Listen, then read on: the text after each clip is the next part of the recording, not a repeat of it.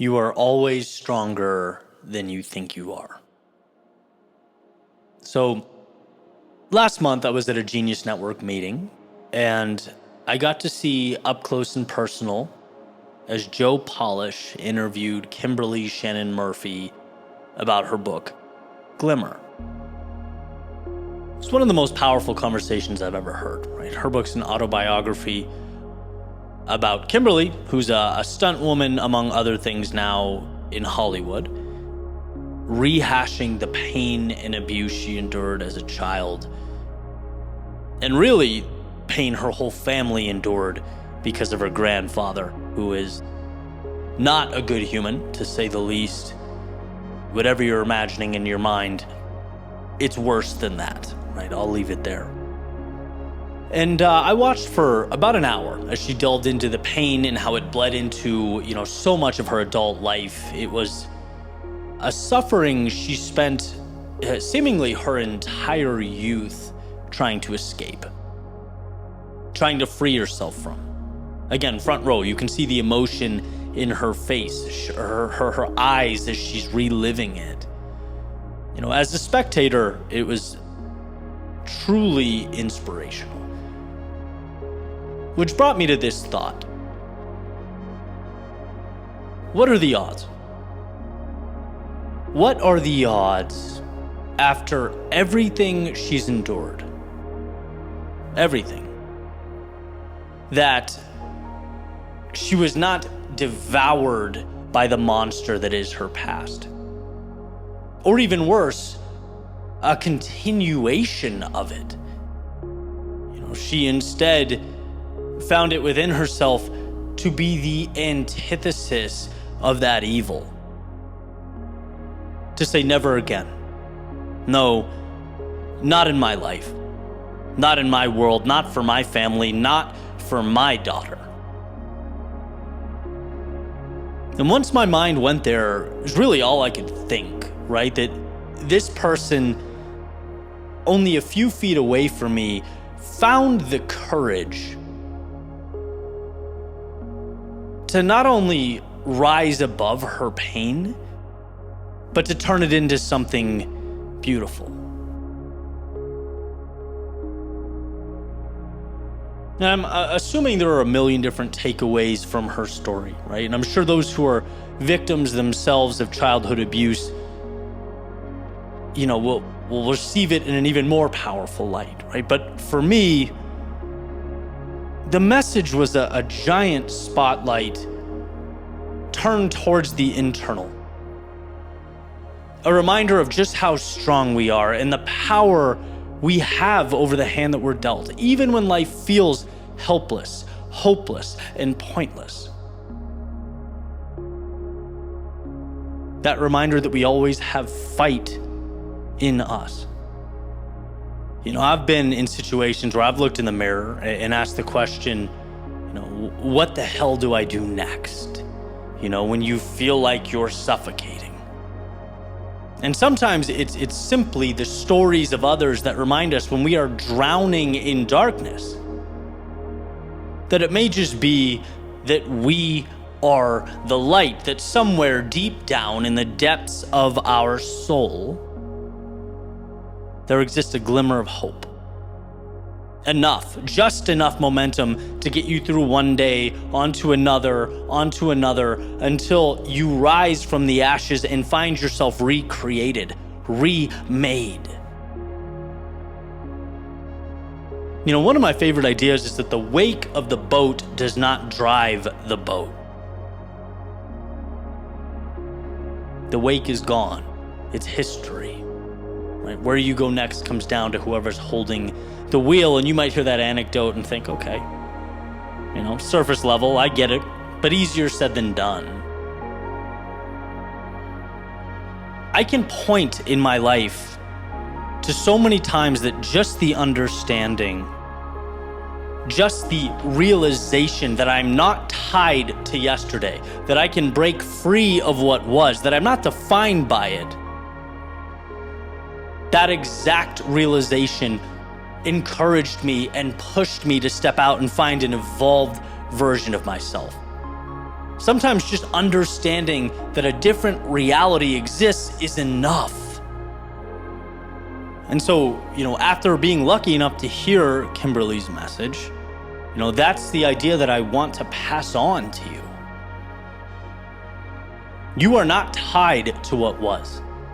You're strong enough to not only discontinue the patterns and the narratives of yesterday, but to grow beyond their shadow and gift the world their inverse, their opposite. Not only can you find the solution, you can become the solution. When you look to your left and you look to your right and you think, impossible, this is too much, it's too big, all of this is just beyond me, I need you to remember, everything you need, you have. Remember that inside you right now, even though you won't be able to see the whole picture or how every single piece fits together, that in this moment exists enough light to chart your course. Even, as Kimberly would say, if it's just a glimmer.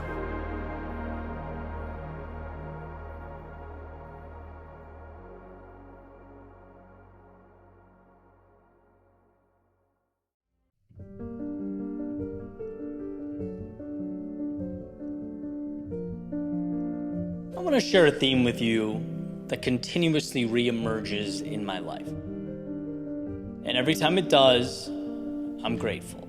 I'm a little bolder, a little wiser, a little more grounded. The idea is simple. It's creating a low barrier to entry. Let me explain what I mean. The other day I was on a call with Ashley, who is a brilliant member of the team here, and we're talking about social media.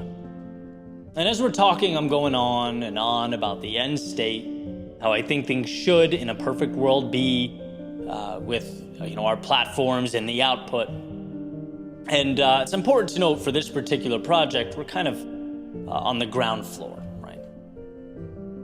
So in reality, I couldn't possibly know what the end state's going to be. There's a lot of epiphanies to be had. There's twists and turns that I couldn't possibly anticipate.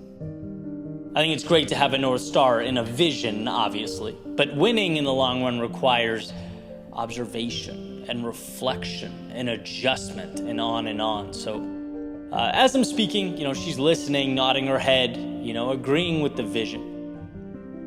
But after some thought says, well, why don't we just start with what we have now, right? Keep the barrier of entry low so that there's less friction and we can start seeing how, things evolve. And I thought that was just incredible, right? It's what I temporarily lost in the moment, for sure. You win by going and then evolving. So many would-be amazing pursuits were never started because, we make initiating them too complex. Same thing happened on another call that same day, right? I'm talking to Tyler, a business partner for another project coming around the corner. And, I'm sending him videos, talking about ideas for rollout, different avenues we could take, which, again, it's great. It's better to have a large vision and trim it down than no vision at all, but the convo is the same. Ed, I love it. It's great. But what if we start with one thing, though? One idea. Let's get the gears turning.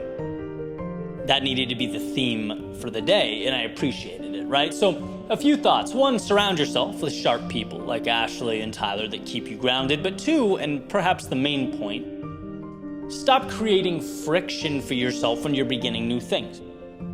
I've talked about this in different contexts, and I've hammered it into my day-to-day in many ways, right? Like if I'm going on a run, I have the running stuff by the door and ready to go with a glass of water the night before so that when I wake up, the process feels so easy that to not go would seem stupid. But life is complex, and so are we. It was a great reminder that your handle on something in one area of life doesn't mean you'll implement it across the board. And I was grateful for that reminder. It was what I needed at that time, right? The reminder that winning is going. Winning is beginning. Because you're immersing yourself in the process and you're acclimating to it. You're seeing what works and what doesn't. You're growing, as opposed to taking an extra 3 months to put into place parameters that will probably change anyway.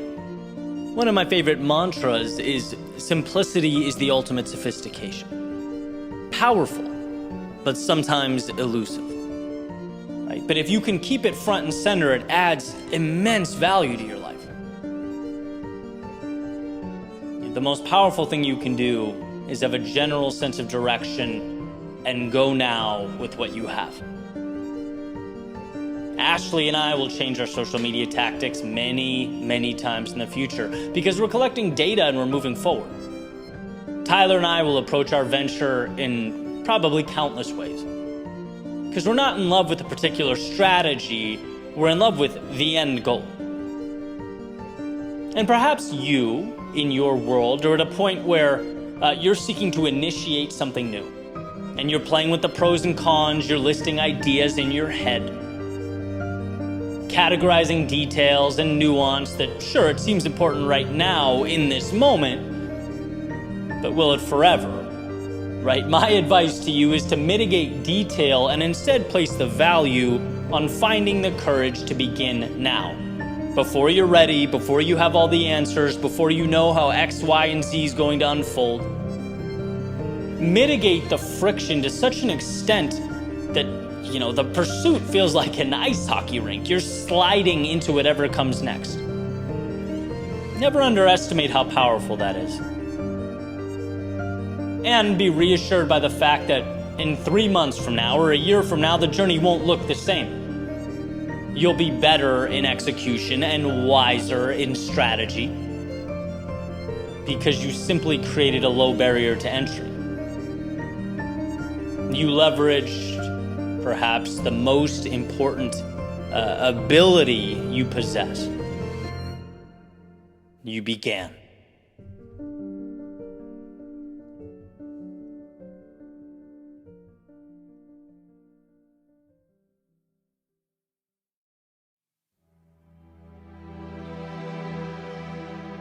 As long as I've been alive, there's existed a battle between what I want in the moment and what I need. And it transforms, it takes different shapes, but its impact is always felt. And so the question remains, in spite of the option to concede the temporary way out, are we willing to endure the now for a beautiful forever? Commit to that delayed gratification? Hold off just a little longer, do a little more. See, every time I hold the line, every time I refuse to give in, the victory tends to be just a little sweeter. So what is this force keeping us from greatness? This invisible, unquantifiable adversary telling us to stop, to submit, to just accept things as they are? Well, as Steven Pressfield states in his book, The War of Art, this is resistance. The ego in disguise, it's the desire to stay the same, pushing us away from the very action necessary to obtain what we truly want, not in the moment, but in our souls, our true reason for being. After all, progress is happiness. So we follow this train of thought. The next logical question must be, well, can we control this enemy, this resistance? As it turns out, not only is the answer yes, but one's ability to do just that makes all the difference. We can harness that demon that lobbies so hard for the status quo. We can learn to laugh every time it throws a fit when we attempt to change ourselves, our situation, our environment. It can be told no. In fact, Pressfield states that people who live free lives have learned to master themselves.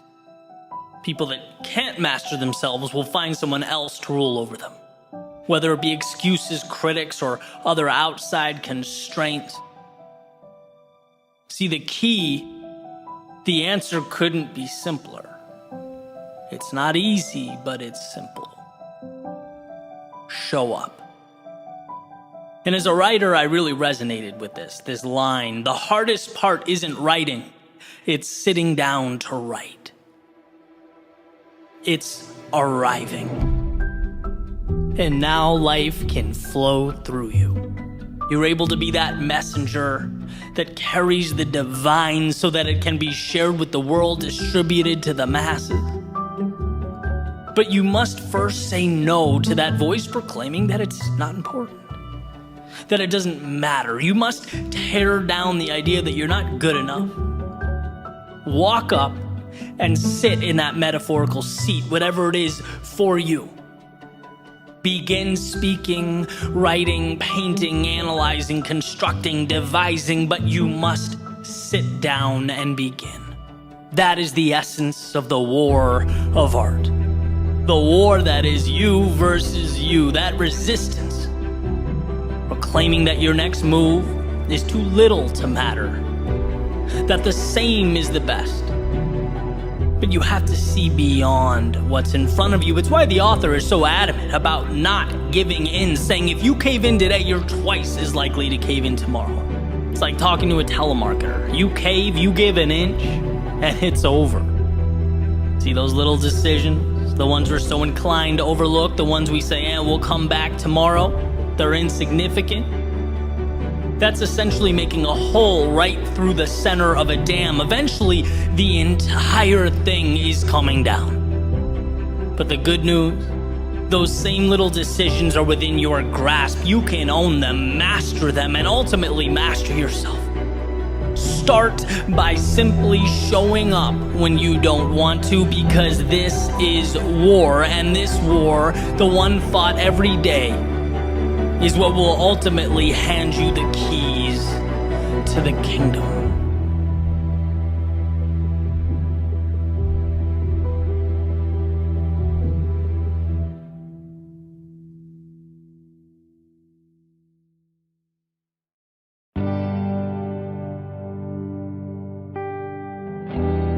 Empowerment is knowing that you have control of your life.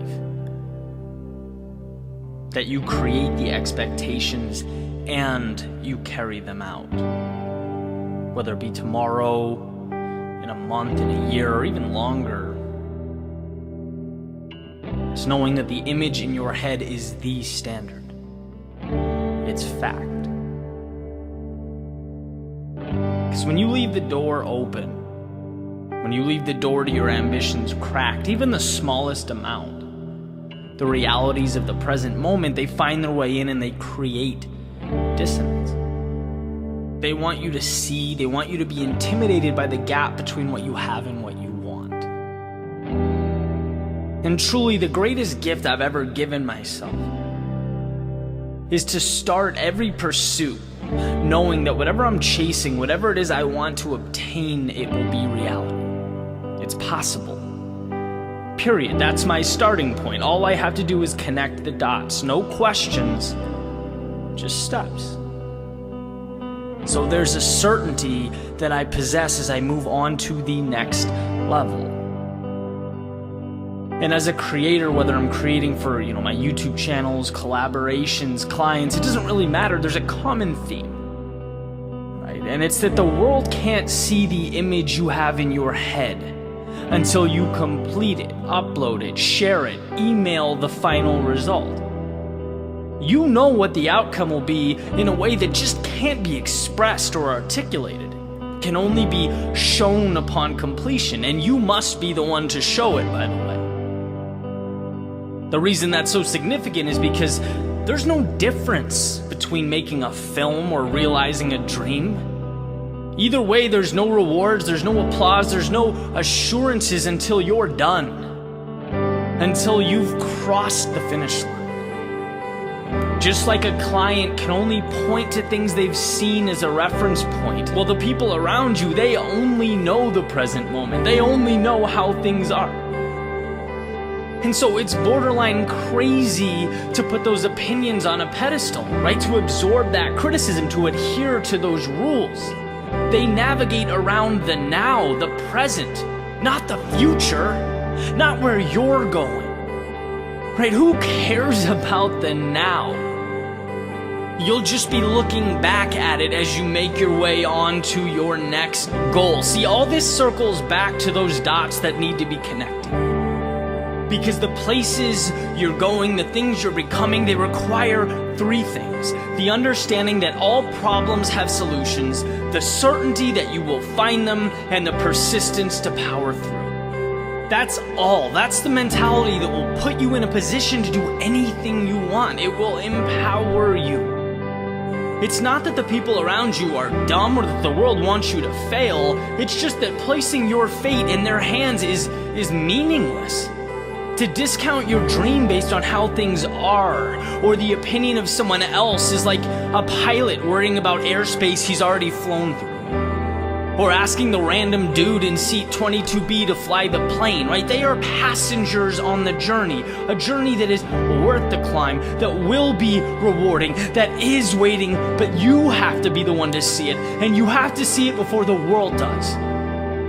You have to believe it before anyone else will. Because you'll build brick by brick on a foundation that the rest of the world would simply walk right by. Why? Because right now it's not a skyscraper with a beautiful architecture, 50 floors, and an incredible view. Right now it's an ordinary plot of land that no one would think twice about. So remember, yes, it's possible. Yes, there is a way. And when we focus on the vision and connecting the dot in front of you, the world opens up. Be your own biggest fan. Learn to cherish the sound of your own applause, because that is always what must come first.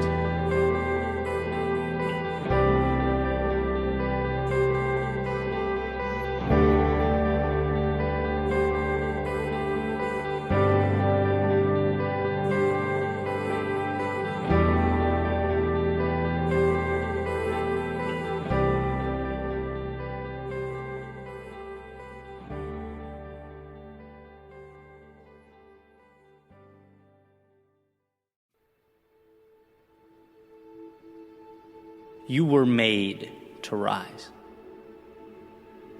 to take your pain and convert it to purpose, to take your struggle and transform it into meaning. In a world of concession, of self-sabotage and defeat, you were made to rise. And so it's critical that you look around at where you are now and adjust your lens. It's critical that you see the present moment not as an ending, the culmination of wrong turns or broken plans, but as the beginning of what all that will be turned into. The start of the next chapter, a new road, because you were made to rise. Life has an interesting way of not pushing us to be more until our backs are against the wall, until we've fallen or found ourselves where we don't belong. But it's down in the ashes that we're presented this blessing, that we're given the chance to be more than we've ever been. You weren't made to look around and call this diminished reality home. No, you were made to rise. Life is about decisions, what to accept and what to cut away. And it's in our moments of distress we must find our calm. When we feel low, that we must remember the heights we're capable of obtaining. Look, our greatest invitations, they often feel like defeat, like hopelessness, but see beyond that narrative. Look in the mirror and know that what looks back at you isn't the problem, it's the reason you'll succeed. someday you'll see the present as the moment that made you, the days that shaped you, just as a sculptor arrives at his masterpiece. So stand up, brush yourself off, and look up, because that is where you're going. Now is where it begins. You weren't made to accept what is. You were made to rise.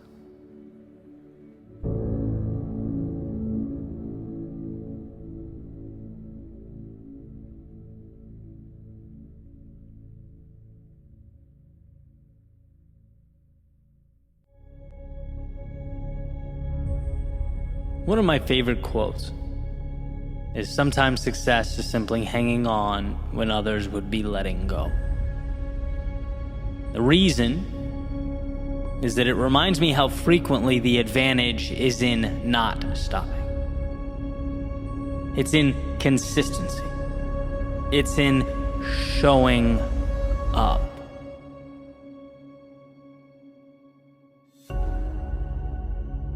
When I run, particularly long distances, almost like clockwork, I can break it down to feeling good at the beginning, usually a little rough stretch in the middle, and then somewhere in the second half, I catch a second wind or a second blast of energy.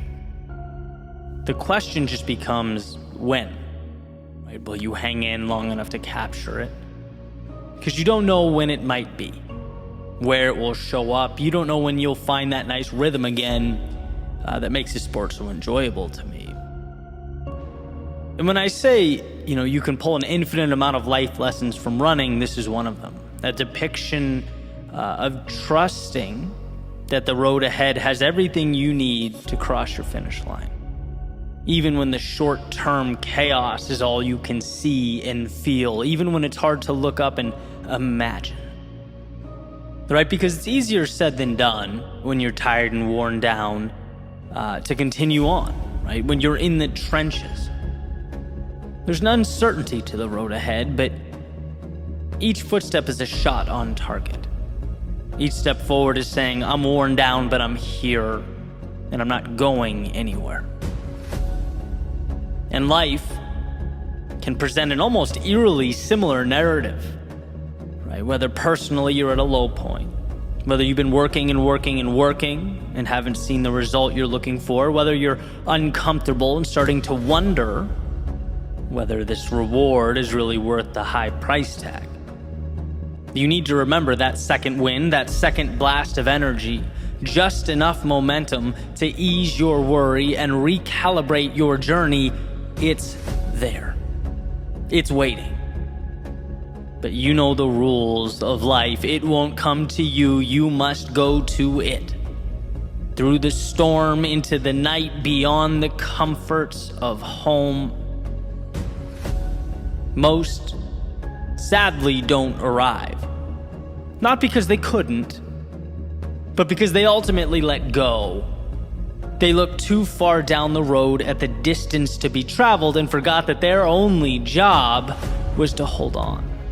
Through the doubt, the pain, the worry, no miracle. Just a willingness to fight each battle as it presented itself. To let time stack up, to let the distance over your shoulder accumulate. See, the thing about stopping is that you never know when that much-needed second wind will arrive.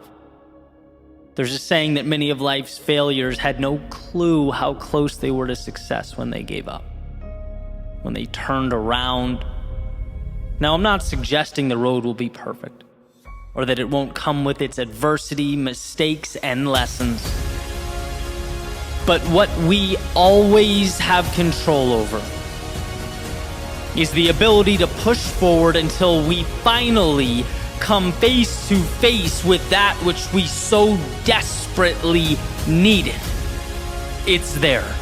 I could say it 1,000,000 times and it wouldn't be enough. The pieces exist. Will you hang in long enough to collect them? When the road is intimidating, will you hold on? When you run into those moments of self-doubt, will you hold on? When you feel small, navigating the ups and downs of life, will you hold on? Because if the answer is yes, you'll find yourself crossing some finish lines that will blow your mind. You'll get from life that which most can only dream of. And again, not because of the miraculous, but because you knew that the second wind was coming. You knew it would be there for you so long as you kept moving forward, holding on when most would be letting go.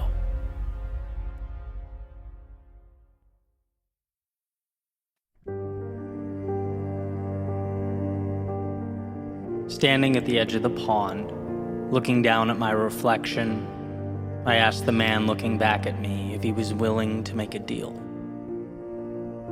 "What kind?" he asked, seemingly intrigued. "Well, I need you to be there. See, I have big plans and big aspirations, and sometimes things get really hard.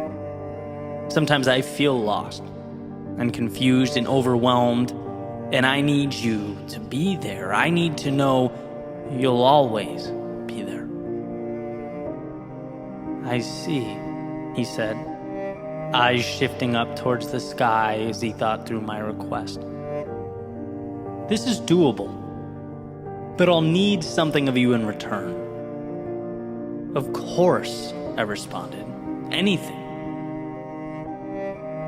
"Okay," he replied. "Do I have your word that when you fall, that when you don't succeed, you'll get up until you do?" "Yes, you have my word," I replied. "Do I have your word," he asked, "that when you're lost, when the world shakes beneath you, you will continue on until you find steady ground?" "Yes, you have my word."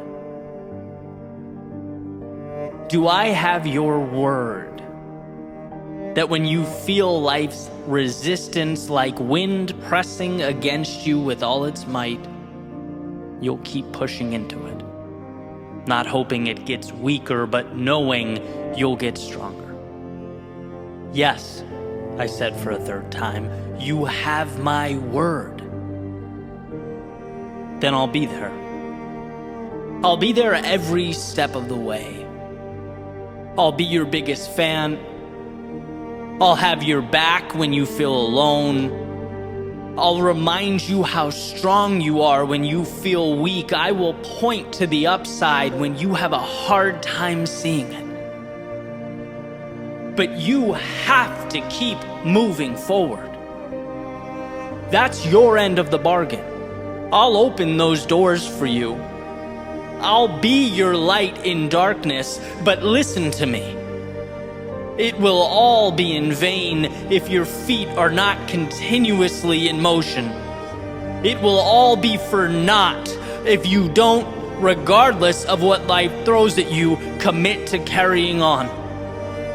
So for the last time, look me in the eyes and promise me that you will not stop." "Yes, you have my word," I said. "Then, my friend, we have a deal, and I will be there for you always."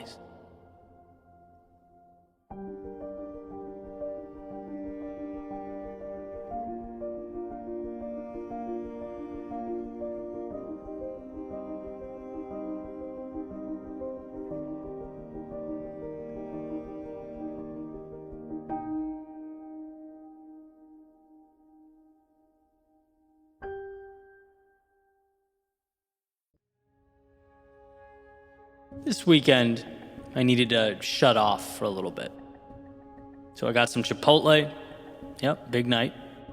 Picked a random episode of Game of Thrones, sat on my couch, and I put my feet up. Apparently, though, the universe had other plans for me, because I swear I was a few minutes in and I heard one of the most incredible quotes I've ever heard, which sent me in 400 directions thinking about how to share it and delve into it with you guys on the podcast. So, hey, sometimes you plan to sit there and watch make-believe armies fight, and you end up instead putting together an essay. Life in the big city, right? But the scene I'm talking about, there's a character named Sansa Stark, for anyone who hasn't seen it. And at this point in the show, she's lost her family, been away from home, essentially on the run for a long time, and was sitting by herself, kind of sulking, reminiscing, building a little replica of her old home in the snow that was on the ground as she sat there. And basically, just to set the scene, this little kid comes up, stomps on it. Sansa gets mad, hits the kid. She's just devastated by everything, exhausted by it all. And roughly that time, a second character walks up, a guy named Peter Baelish.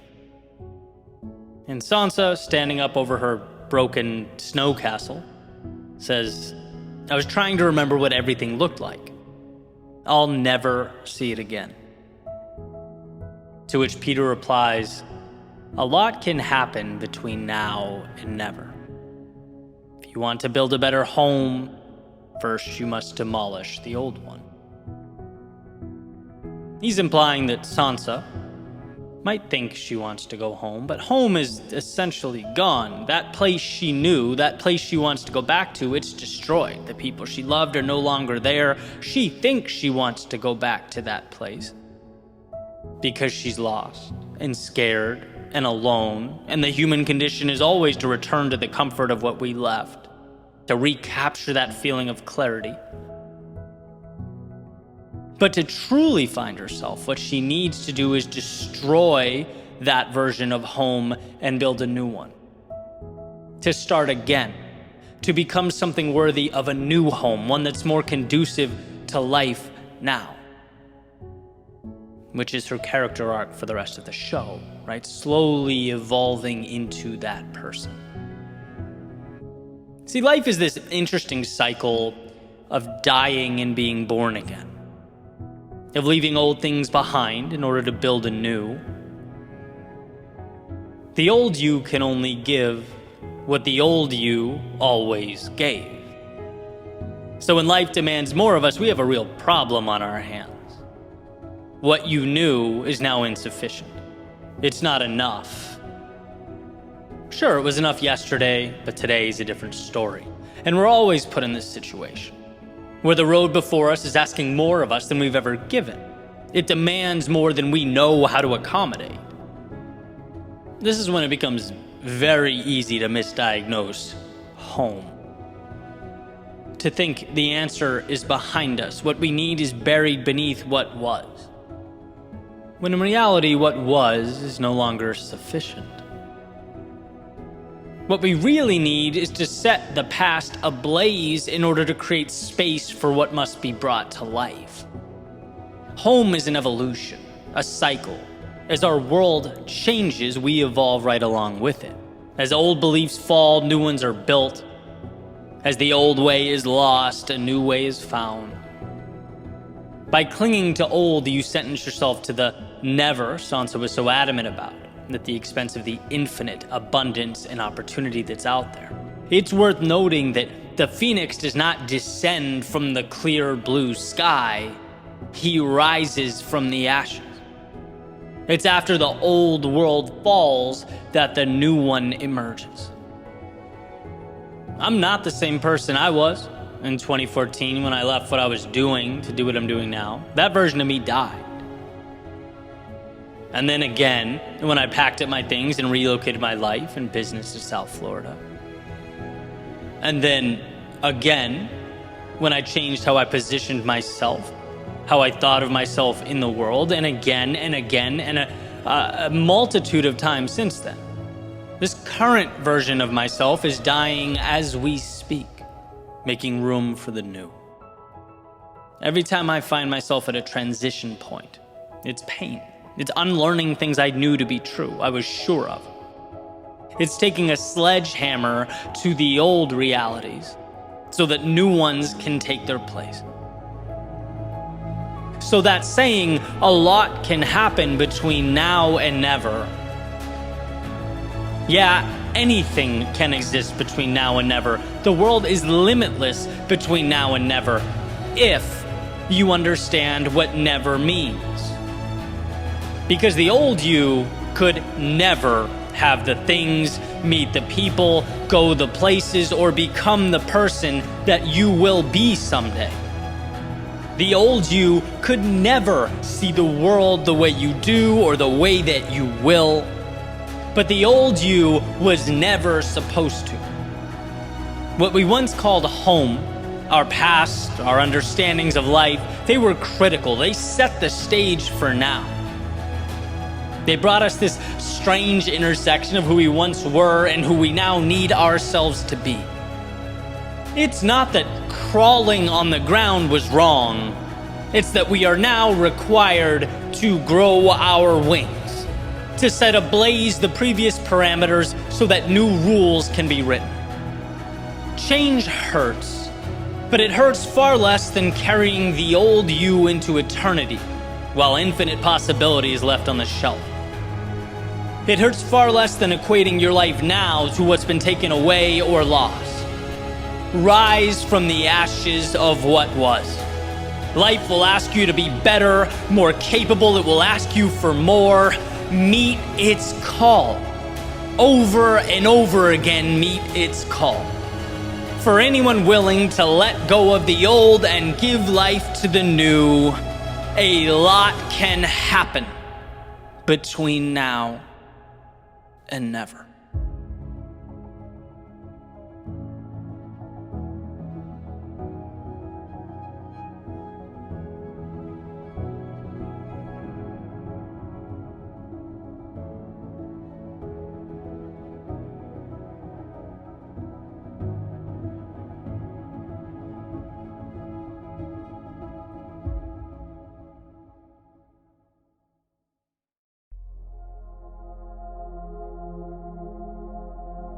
Thoreau said that most men lead lives of quiet desperation and go to the grave with the song still in them.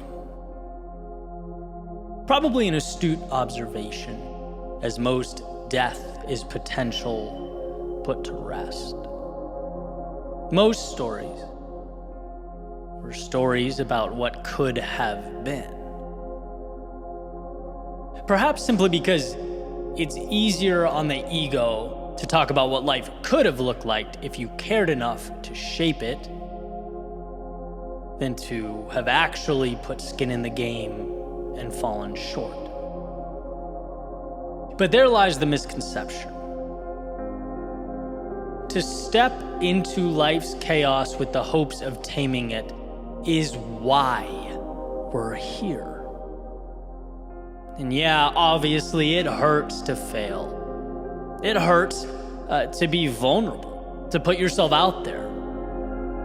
Especially when it seems as though all eyes are on you. But that hurt is a fraction of the hurt Thoreau describes. Falling hurts, but it hurts less than wishing you had the courage to fall. Ridicule, it hurts. But it hurts less than being the one on the sidelines, pointing the finger and simultaneously longing for the courage to take action in their own life. What keeps us from going? What keeps us from building? We know life is short. We know regret is the ultimate pain. We know how much opportunity is out there, so why? Why would we not go? Why would we designate dreaming to sleep? In his famous Man in the Arena speech, Teddy Roosevelt said this: "It is not the critic who counts. Not the man who points out how the strong man stumbles or where the doer of deeds could have done better. The credit belongs to the man who is actually in the arena, whose face is marred by dust and sweat and blood, who strives valiantly, who errs and comes up short again and again, because there is no effort without error or shortcoming, but who knows the great enthusiasms, the great devotions, who spends himself in a worthy cause, who at the best knows in the end the triumph of high achievement, and who at worst, if he fails, at least he fails while daring greatly, so that his place shall never be with those cold and timid souls who knew neither victory nor defeat. No one who is content in their own life will go out of their way to bring you down. There was never a critic deeply immersed in their own journey who took the time to mock or scoff at the man in the arena. I think our fear is pointed in the wrong direction. It shouldn't be concentrated on or focused on the opinions of those who have not yet themselves walked through those doors. No, the fear should be letting life go by without ourselves walking through. The fear should be contributing to Thoreau's statistic of quiet desperation, the one most men face. But you are not most men or most women, not because you were given some special power or status, but because you decided. You can choose not to be like most people. Basic math, taking into account the number of people in the stands versus the number of people on the stage or court or in the arena, well, it tells a tale of courage. Anyone can sit in the stands.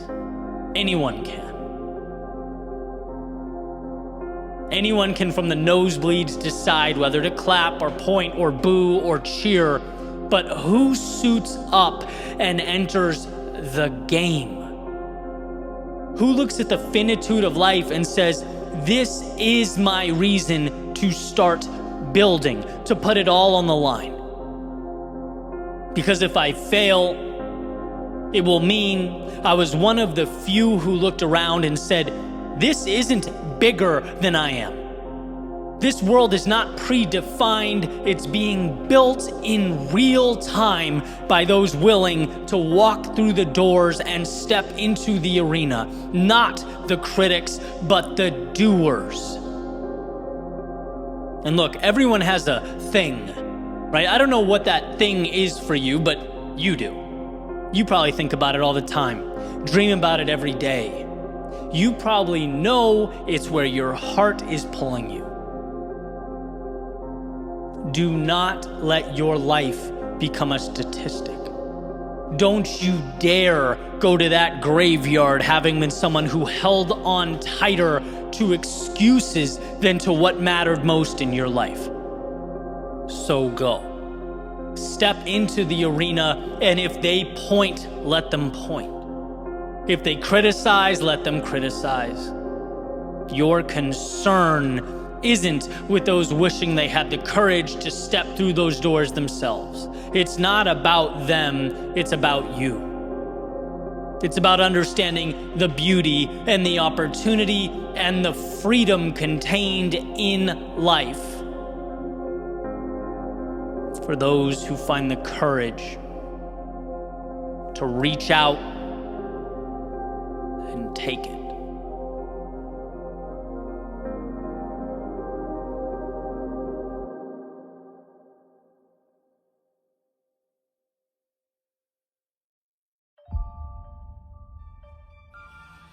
You don't have to be perfect.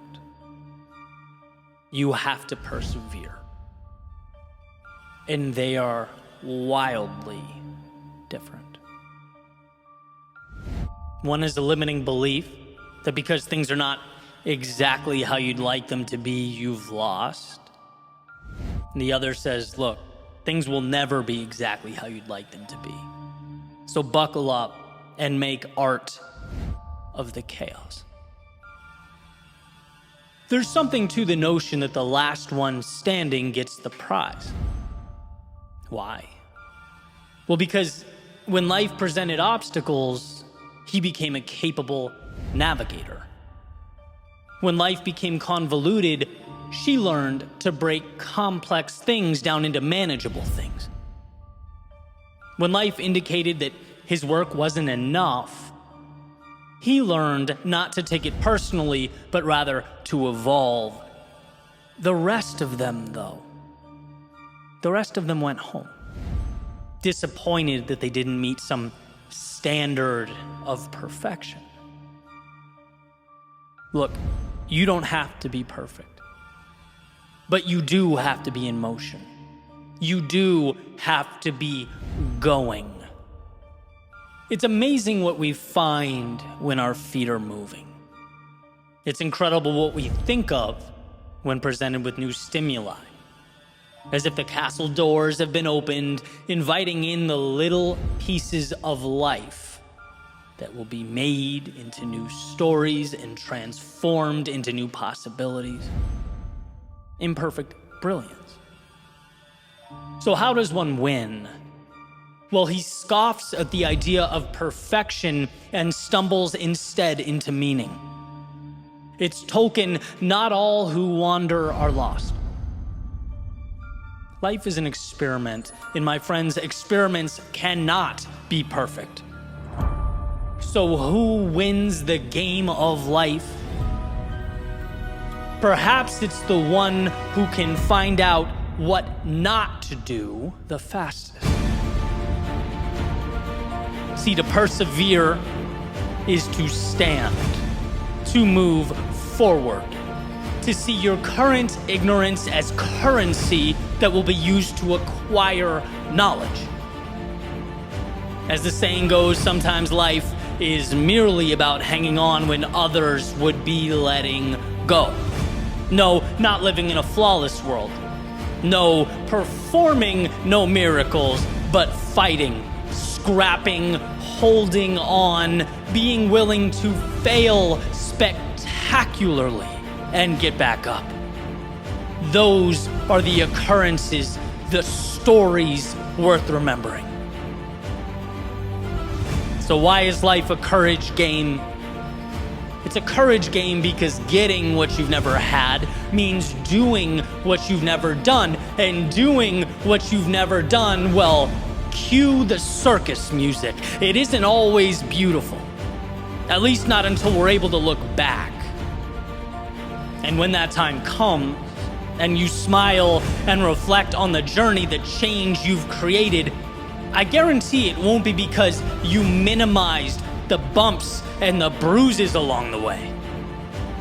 It won't be because you were afraid to scrape your knees. It will be because in a world of no, you said yes. In a world where people are afraid to feel flawed, to appear ignorant or unsure, you stepped into the chaos and made something out of it. Door number one, perfection. The door of no mistakes, of minimal criticism, but minimal growth. Door number two, the door of perseverance, the door of humility, vulnerability. Yeah, chaos, but also upside. And so the question remains, which one will you walk through? Which step is going to mark the beginning of the rest of your life?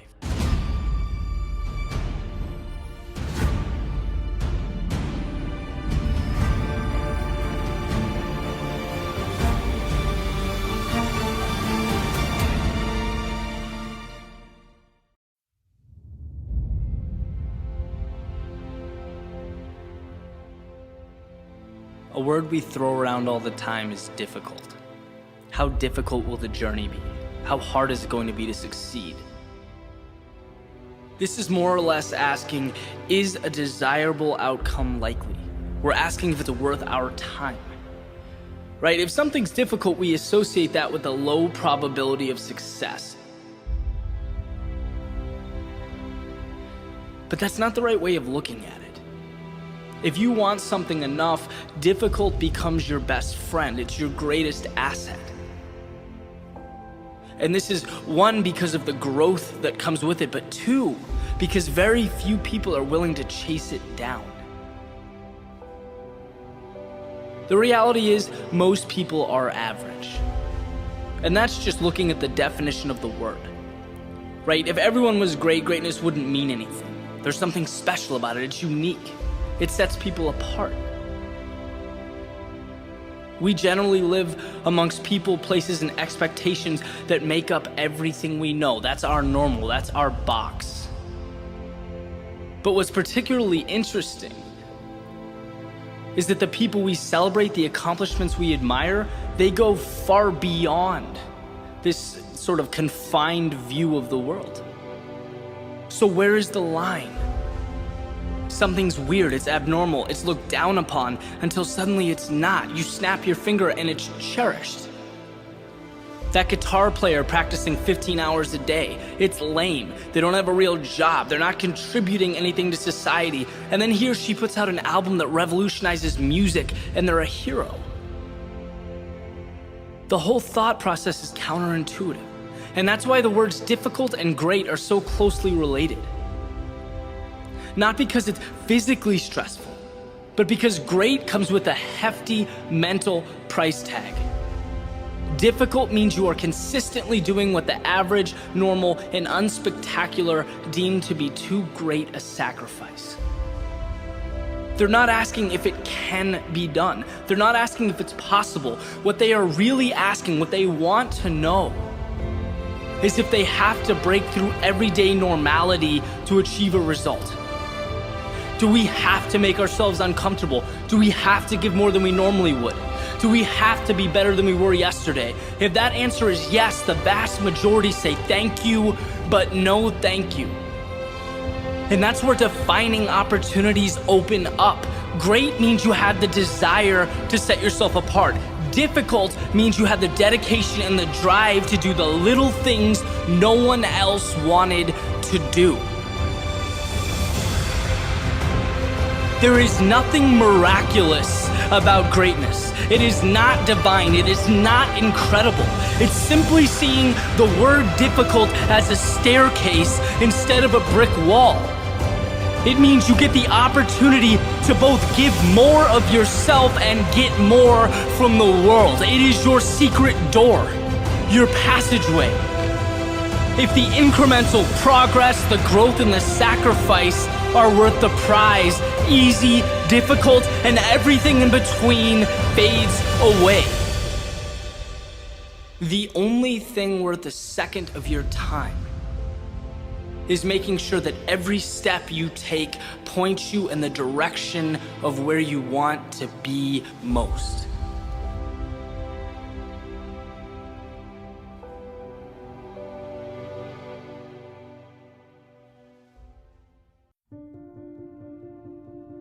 Today is not an obligation. Today is a gift. Why is it important that this distinction comes through loud and clear? Because the same action can differ wildly, depending on what brought it about. Was it an order or a choice? Were we told, or did we arrive there ourselves? And we know this innately. From a child being told to go to his or her room for punishment, that place where they'd gladly be if it wasn't being mandated by angry parents. When we're instructed, being told to, mandated, when we're doing something because we have to, we process this differently than a choice or a conclusion we came to on our own. We think about it differently when it's something we get to do. When I talk about transformative perspective shifts, this was one for me.